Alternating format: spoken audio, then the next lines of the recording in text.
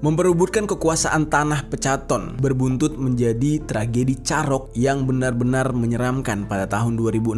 Dan ini benar-benar kejadian yang mana carok massal ini terjadi di Desa Bujur Tengah, Kecamatan Batu Marmar, Madura, yang menyebabkan yo geng, tekan tombol subscribe geng. Hey yo, what's good? Welcome back to Kamar Jerry.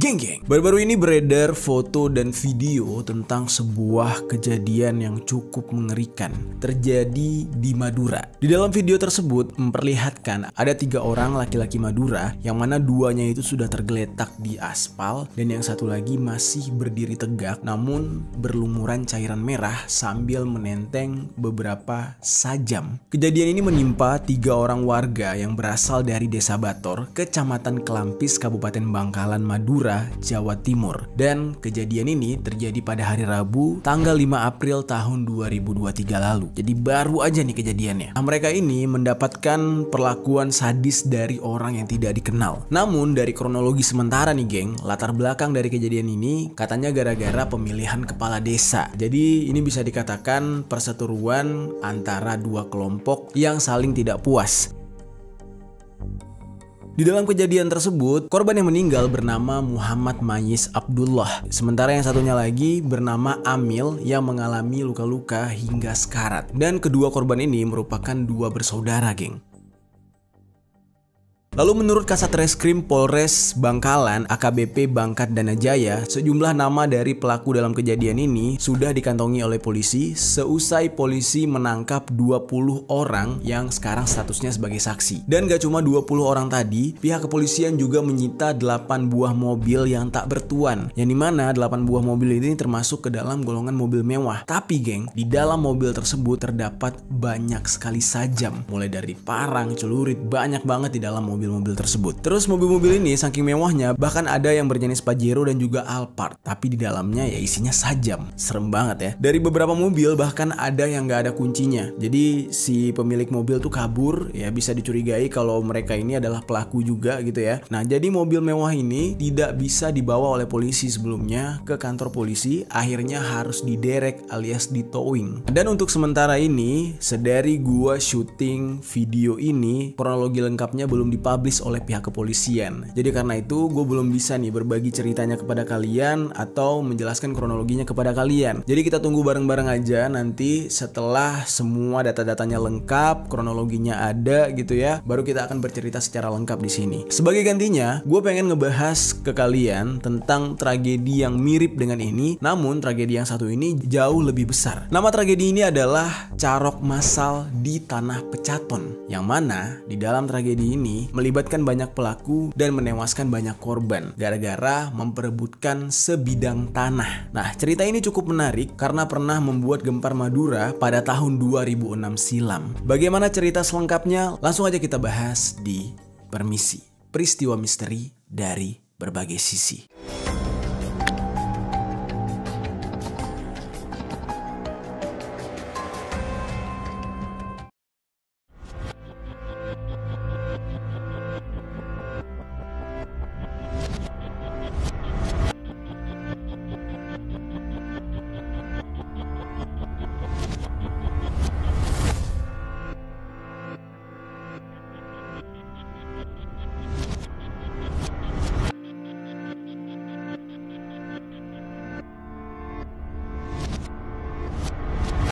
Oke geng, sebelumnya perlu gue jelaskan sedikit ya, apa perbedaan dari permisi dan sisi lain.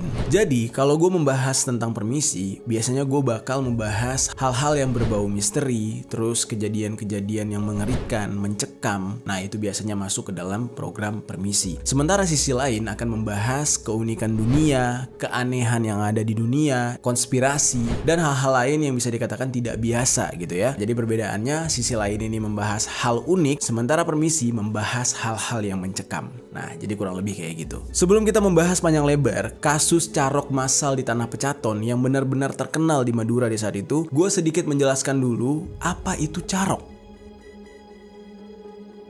Nah, mungkin bagi kita yang bukan warga Madura, ya ini bisa jadi pertama kali kita dengar istilah dari carok. Apa itu carok? Carok ini berasal dari bahasa Madura, yang mana maknanya itu adalah bertarung dengan kehormatan atau bertarung demi kehormatan. Carok ini merupakan jalan terakhir yang harus dipilih oleh laki-laki keturunan Madura dalam menyelesaikan sebuah permasalahan. Dan carok ini sendiri biasanya akan terjadi jika problemnya itu menyangkut tentang kehormatan dan harga diri, yang dimana biasanya ini menyerempet ke masalah harta, masalah tahta, dan juga pasangan atau masalah wanita. Dan kebanyakan yang terjadi di warga Madura sendiri ketika mereka melakukan carok itu gara-gara pasangan atau gara-gara wanita. Karena bagi warga Madura, sedikit aja pasangan mereka terganggu, mereka risihnya itu sampai harus menghabisi orang yang dia targetkan. Makanya biasanya endingnya itu adalah carok. Dan carok ini sendiri sudah berjalan dari beberapa abad lalu, sudah berjalan secara turun-temurun. Dan dari informasinya, awal pertama kali carok ini muncul itu gara-gara sifat kesatria atau sifat berani mati dari laki-laki Madura, yang dimana biasanya laki-laki Madura akan bertarung sampai nyawa mereka selesai. Jadi sebelum ada yang wafat, mereka nggak akan berhenti. Nah, itulah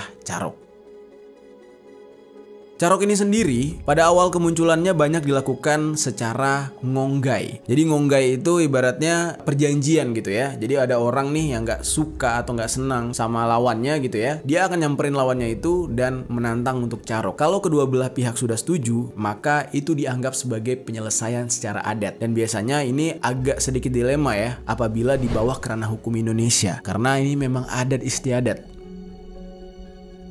Namun sejak dekade 1970-an, carok ini mulai bergeser makna dan sistemnya. Yang dimana ada sebagian orang Madura yang melakukan carok dengan cara nyelep. Nyelep ini diartikan itu menyerang musuh dari belakang alias diam-diam. Dengan adanya kebiasaan carok dengan cara nyelep, maka etika yang menggambarkan seorang laki-laki Madura membuktikan kejantanannya dengan carok itu bergeser menjadi sebuah tindakan yang brutal dan egois. Karena kenapa? Ya makna dari carok itu harus persetujuan kedua belah pihak, yang dimana ini disebut dengan duel gitu ya. Jadi bukan menyerang atau menikam dari belakang.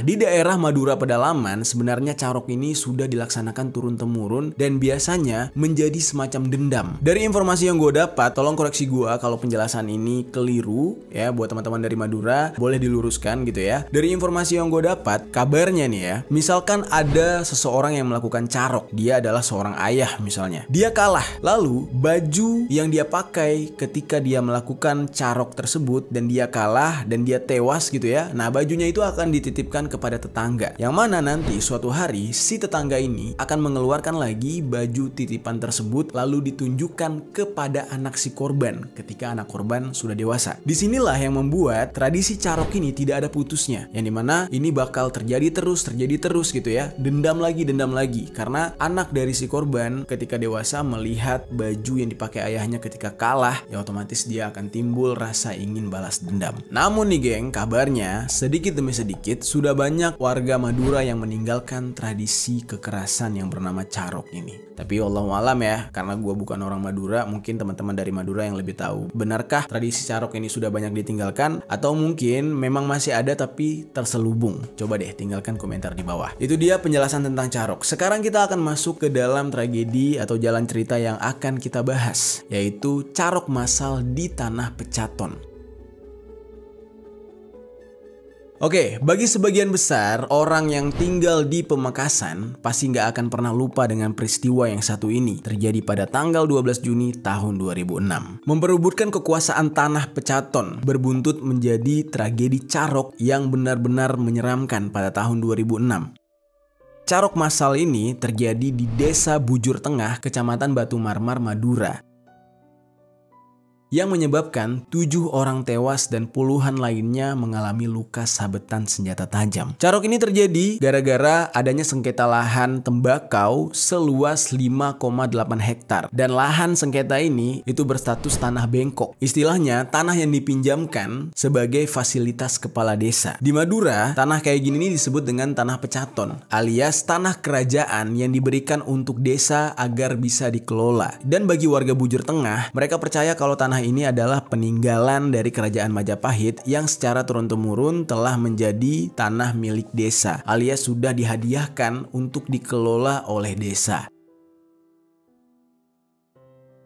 Lalu singkat cerita nih geng, ada seorang tokoh yang bernama Haji Baitlawi. Beliau ini adalah mantan klebun alias kepala desa. Menurut Haji Baitlawi, tanah Pecaton ini yang tadinya milik desa alias dikelola oleh perangkat negara gitu ya, itu sudah menjadi hak milik dia. Karena dia telah mengurus tukar guling alias menukar tanah Pecaton ini dengan tanah yang dia miliki. Dan hal ini terjadi selagi dia masih menjabat sebagai kepala desa. Tanah yang dia tukarkan dengan tanah Pecaton itu jauh lebih kecil, yaitu hanya 4,4 hektar. Sementara tanah Pecaton itu luasnya 5,8 hektar. Memang terdengar sedikit agak curang ya. Tapi tanah milik Haji Baitlawi ini sudah ada bangunan di atasnya, yaitu sebuah sekolah dasar. Dan geng, penukaran tanah alias tukar guling ini sebenarnya ya dianggap sah karena memang disetujui oleh pemerintah daerah Jawa Timur pada tahun 1999. Jadi secara hak, memang hak dari tanah Pecaton ini sudah jadi milik Haji Baitlawi. Namun beberapa tahun kemudian ternyata jabatan Haji Baitlawi harus digantikan oleh orang lain yang bernama Mursyidin. Beliau ini menjadi kepala desa yang baru.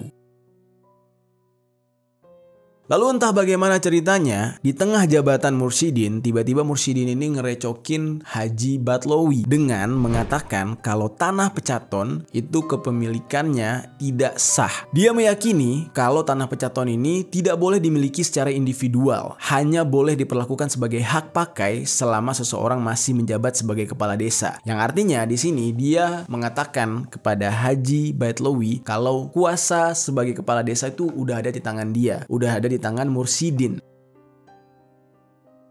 Jadi dalam kejadian ini cukup mengusik bagi Haji Baitlawi karena dia selama ini tidak ingin mengganggu Mursyidin dalam kepemimpinannya sebagai kepala desa. Tetapi dia justru merasa diganggu oleh Mursyidin dengan mengungkit-ngungkit sesuatu yang sudah lama dan memang sudah seharusnya menjadi hak dari Haji Baitlawi. Lalu sebagai kepala desa yang baru, Mursyidin menganggap kalau dia merasa berhak untuk mengolah tanah tersebut. Maka dari itu dia memerintahkan orang-orang yang ada di bawahnya dia untuk menanami tanah Pecaton ini dengan tembakau. Tentu di saat itu Haji Baitlawi, sang pemilik tanah yang sah sudah diakui oleh pemerintah Jawa Timur, itu merasa nggak terima karena secara sah tanah tersebut sudah menjadi hak milik dia yang sudah ditukarkan dengan tanahnya yang sebelumnya. Lalu di saat itu Mursyidin juga nggak kehabisan akal. Dia benar-benar berusaha untuk mengambil alih kembali tanah Pecaton tersebut. Sampai-sampai Mursyidin ini mempelajari berkas-berkas proses tukar guling tanah yang diklaim oleh Haji Baitlawi. Nah, di dalam berkas-berkas tersebut ternyata Mursyidin ini berhasil menemukan sebuah kejanggalan, yaitu tanda tangan palsu. Karena dia sudah menemukan kejanggalan dan kecurangan di dalam dokumen tersebut, Mursyidin langsung melaporkan kasus ini ke Polres Pamekasan pada Desember tahun 2005. Atas kejadian tersebut, ternyata pemalsuan tanda tangan ini benar-benar real gitu ya, benar-benar dilakukan oleh Haji Baitlawi. Yang akhirnya pihak yang berwajib menangkap Haji Baitlawi dan Pengadilan Negeri Pamekasan memvonis Haji Baitlawi bersalah dan menjatuhkan hukuman 6 bulan penjara bagi dia. Lalu di saat itulah Haji Baitlawi ini merasa sangat geram dan dendam kepada Mursyidin yang telah membuat dia terjerumus ke dalam penjara. Namun ternyata setelah itu Haji Baitlawi ini tidak hanya tinggal diam. Dia ternyata mengajukan banding ke Pengadilan Negeri Jawa Timur. Yang mana di saat itu setelah menjalani 2 bulan hukuman, Pengadilan Tinggi Jawa Timur menganulir vonis yang ditujukan kepada Haji Baitlawi dan akhirnya Haji Baitlawi dibebaskan. Lalu, karena merasa bandingnya ini dikabulkan oleh Pengadilan Negeri Jawa Timur, disitulah Haji Baitlawi ini kembali berpikir kalau dia benar-benar berhak mengambil lagi tanah Pecaton yang sudah dikelola di bawah tangan kades yang baru, yaitu Mursyidin. Ketika itu, yang ada di dalam otak Haji Botlowi adalah dia benar-benar pengen merebut kembali tanah tersebut, sekaligus dia ingin membalas dendam terhadap Mursyidin yang telah membuat dia dipenjara selama 2 bulan. Lalu dia akhirnya mengumpulkan para pendukung-pendukungnya untuk berkumpul, dan di sana dia mendoktrin semua orang untuk mau menyerang kelompok dari Mursyidin. Jadi Mursyidin ini adalah kepala desa terpilih karena memang anggotanya dia juga banyak. Dan anggotanya cukup militan ya. Jadi di Madura tuh kayak gitu, geng. Para pengikut-pengikut itu ya akan tunduklah pada satu orang tokoh. Di saat itu ternyata rencana dari Haji Botlowi ini menyebar luas dari mulut ke mulut, yang dimana orang-orang ternyata sudah mengetahui kalau Haji Botlowi sudah mulai mengumpulkan orang untuk melakukan rencana penyerangan. Berita ini pun sampai ke telinga polisi. Di saat itu pihak kepolisian langsung mengambil tindakan. Polres Pamekasan disertai oleh Polsek dan juga Camat Batu Marmar berinisiatif untuk mengambil langkah lebih dulu, yang mana mereka ingin menyelesaikan permasalahan sengketa ini dengan beberapa orang warga, ya warga-warga tokoh gitu. Karena pihak kepolisian itu khawatir kalau sampai permasalahan ini terlambat ditangani, bisa-bisa terjadi carok. Akhirnya, pihak kepolisian yang khawatir dengan hal ini menyiapkan beberapa orang polisi untuk berjaga-jaga di daerah Pecaton.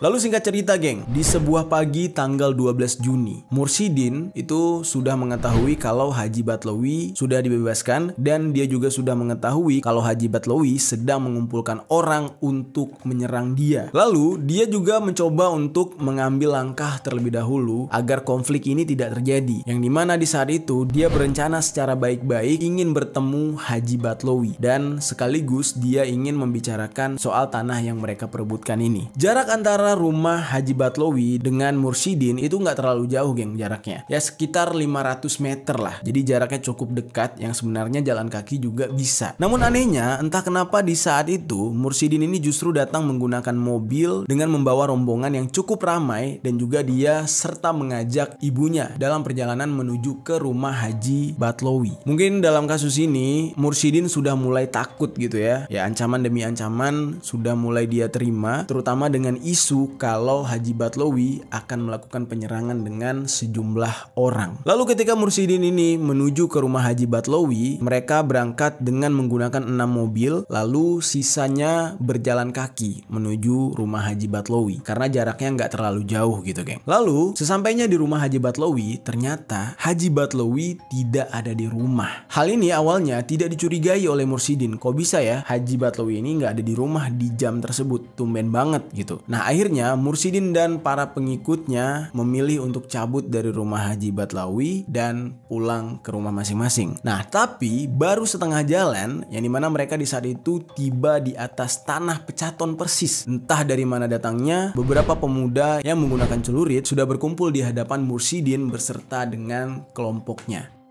Nah ternyata nih, geng, orang-orang yang membawa celurit ini merupakan kelompok pembela Haji Botlowi. Mereka berjumlah ratusan orang dan semuanya memegang senjata tajam. Jadilah di saat itu para pengikut dari Mursyidin merasa ketar-ketir gara-gara mereka hadir di sana tanpa membawa alat apapun. Buyarlah mereka, paniklah mereka pontang-panting di saat itu. Tetapi sebagian dari mereka masih ada yang mau melawan alias berani menghadapi rombongan dari Haji Botlowi. Jadilah di saat itu pecah pertempuran yang disebut dengan carok ini. Dari pihak lawan itu benar-benar menggunakan celurit, sementara pihak dari Mursyidin hanya bisa memanfaatkan segala sesuatu yang ada di kiri kanan mereka. Bisa itu kayu, bisa itu batu, tapi yang jelas mereka mencoba untuk melawan. Walaupun mereka sadar mereka akan kebacok oleh celurit dari pihak lawannya. Nah pertempuran ini diawali dengan aba-aba suara ledakan bondet, yang mana itu merupakan sebuah pertanda kalau anggota dari Haji Botlowi sudah harus menyerang pihak Mursyidin.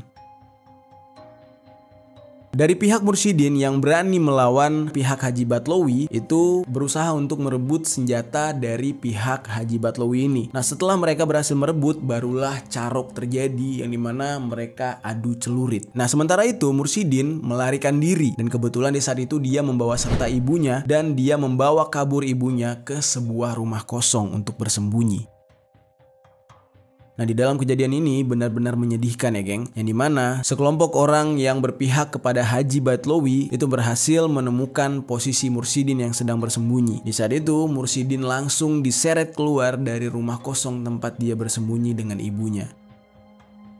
Setelah berada di depan, langsung tuh semua celurit mengarah ke tubuh Mursidin. Dia dihabisi oleh orang-orang simpatisan dari Haji Batlowi.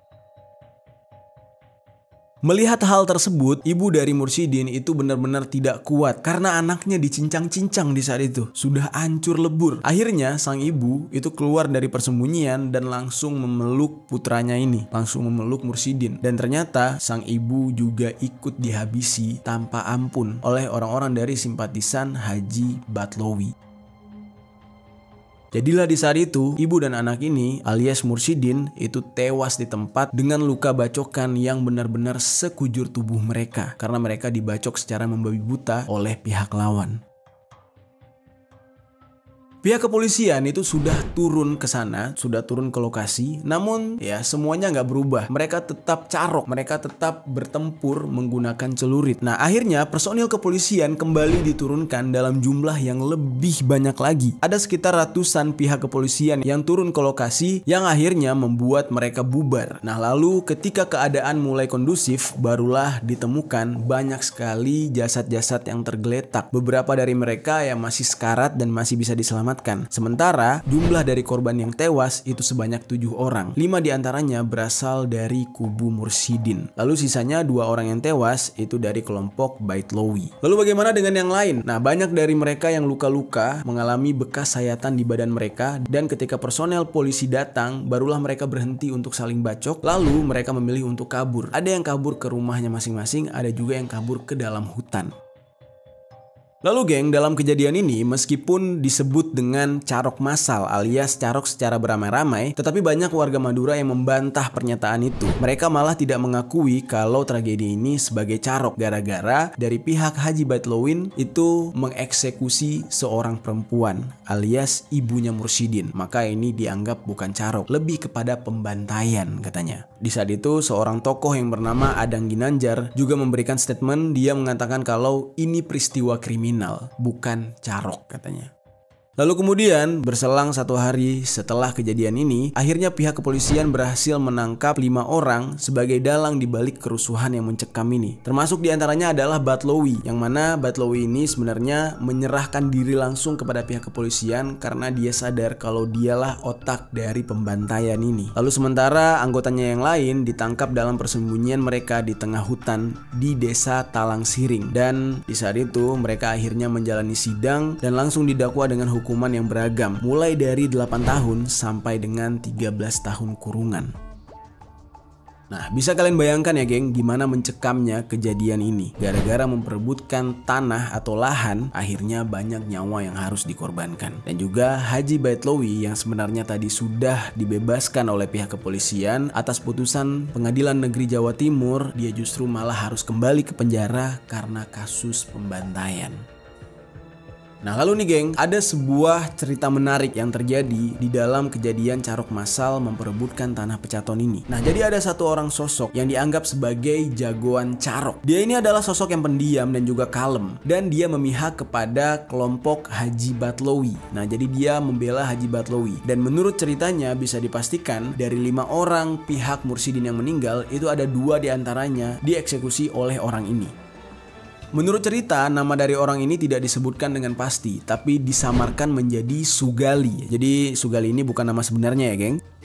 Nah dari ciri-ciri fisik, Sugali ini memiliki tubuh yang tidak terlalu tinggi, hanya sekitar 165 cm, terus badannya sekal, dia berkumis yang tumbuh lebat, lalu kulitnya langsat, suaranya kecil saat berbicara, dan dia seperti segan memandang lawan di saat dia berbicara. Jadi orangnya tuh sopan banget gitu ya. Sugali ini sebenarnya adalah orang yang cukup polos dan juga baik hati. Ya seperti stereotip yang banyak dilengketkan pada orang Madura pada umumnya. Nah karena sifatnya yang polos dan juga terkadang tergolong naif gitu gitu ya, Sugali ini sempat beberapa kali tertipu. Nah, namun walaupun dia tertipu, dia tidak pernah terlihat mengamuk atau marah-marah karena dia tidak ingin mengambil pusing dan juga ikhlas, bahkan kadang tertawa kecil ketika menyadari kalau dia habis ketipu. Nah, nih orang nih cukup chill orangnya gitu. Namun nih geng, walaupun dia ini jauh dari kesan sangar karena sifatnya itu, Sugali ini dikenal sebagai seseorang yang jago carok. Di Madura sendiri, sebutan orang jago itu diberikan kepada seseorang yang mampu memenangkan carok. Semakin orang tersebut tidak pernah kalah, maka semakin mentereng pula citranya di mata orang-orang banyak. Nah, lalu kebetulan banget Sugali ini adalah seorang jago carok yang masuk ke dalam kelompok pembela Haji Baitlawi. Dan dari kasus carok massal Tanah Pecaton inilah Sugali ini harus mendekam di dalam penjara selama 5 tahun 5 bulan. Jadi dia ini adalah salah satu yang ditahan. Di saat itu Sugali ini mengingat kembali saat pertama kali dia melakukan carok. Ini terjadi pada tahun 1998 saat dia masih remaja. Di saat itu Sugali ini sedang berjalan bersama beberapa kawannya untuk menonton layar tancap. Ternyata di tengah jalan dia ini bertemu dengan beberapa remaja dari desa tetangga. Nah, antara anak-anak yang tinggal di desa tempat Sugali tinggal dengan beberapa remaja dari desa tetangga itu dikenal sebagai musuh bebuyutan, dan sering sekali ada pertengkaran di antara mereka yang juga berujung carok akhirnya. Jadilah singkat cerita, 4 orang rombongan Sugali itu melawan 3 orang pemuda desa sebelah untuk carok setelah mereka berdebat mulut. Di dalam kejadian ini ada 2 orang yang tewas dan Sugali termasuk yang ikut mengeksekusi salah satu musuhnya. Jadi sampai wafat dibuat oleh Sugali. Di saat Sugali ini mewafatkan seseorang, itu dia masih berumur 17 tahun di saat itu, dan dia pertama kali mengeksekusi orang lain dengan menggunakan celurit. Dan Sugali ketika ditanyakan apakah dia takut atas apa yang sudah dia lakukan, dia bilang waktu itu takut ya iya, tapi bukan takut karena membunuh atau takut keluarga musuh balas dendam, cuma takut di penjara saja katanya. Nah, akhirnya dari kejadian tersebut dia sempat dijatuhi hukuman 8 tahun penjara. Nah, lalu setelah bebas, Sugali ini merantau ke berbagai daerah untuk menekuni beragam pekerjaan, termasuk dia ikut di dalam kelompok perampokan, yang mana dalam kasus ini dia kembali harus merasakan dinginnya penjara selama 4 tahun lamanya. Nah, lalu nih geng, ada yang cukup unik tentang Sugali ini, yang dimana ternyata walaupun dia seorang jago carok alias sering sekali carok berantem menggunakan celurit, tapi di tubuhnya seperti tidak terlihat adanya bekas luka. Disinilah orang-orang menjadi bingung dengan Sugali. Walaupun sebenarnya di dalam carok ada hal yang dikenal dengan nama tampeng sereng. Tampeng sereng ini adalah jimat yang bisa dipakai oleh seseorang agar dia kebal senjata tajam. Biasanya para jago-jago carok itu udah pasti mempunyai pagar diri alias jimat yang didapat dari dukun carok. Lalu sementara itu seorang kiai yang dipercaya sakti biasanya melakukan nyabis atau sejenis ritual untuk mengisi mantra ke pelaku carok. Jadi biar kebal, biar lebih berani dan lebih jago gitu. Nah, namun dalam pengakuannya ternyata Sugali mengaku tidak pernah punya jimat dan dia tidak percaya akan hal itu. Lalu menurut pengakuan Sugali, dia bilang kayak gini, biasanya kalau mau carok saya pasti pamit ke ibu saya, nanti dikasih air untuk diminum, udah itu aja. Saya tidak pernah nyabis ke kiai, kata dia. Jadi justru ketika dia mau melakukan carok, dia izin dulu ke orang tuanya. Dan untungnya dia memang jago carok, sehingga pamit dia kepada ibunya itu bukanlah pamit terakhir gitu ya. Dan Sugali ini kalau mau pergi kemana-mana pasti akan membawa sajam alias celurit. Nah, hal ini dia lakukan karena dia sadar kalau dia punya banyak musuh, dan terutama dari keluarga musuhnya yang sudah dia eksekusi. Maka dari itu dia selalu membawa celuritnya kemana-mana, bahkan kalau dia ke toilet. Nah, lalu Sugali yang sudah pernah masuk penjara sebanyak 3 kali dan menghabiskan lebih dari 17 tahun di dalam penjara membuat dia paham sekali tentang karakter manusia, termasuk bagi mereka-mereka yang suka mengaku seorang bajingan, preman ataupun jago. Bagi Sugali, kalau memang mau menjadi jago dalam jagat carok, orang harus bersiap menyerahkan segalanya, termasuk menyerahkan nyawanya. Dan ada sebuah statement dari Sugali yang kalimatnya kayak gini, jadi jagoan itu bukan sekedar jadi jagoan, harus siap mati, kata Sugali.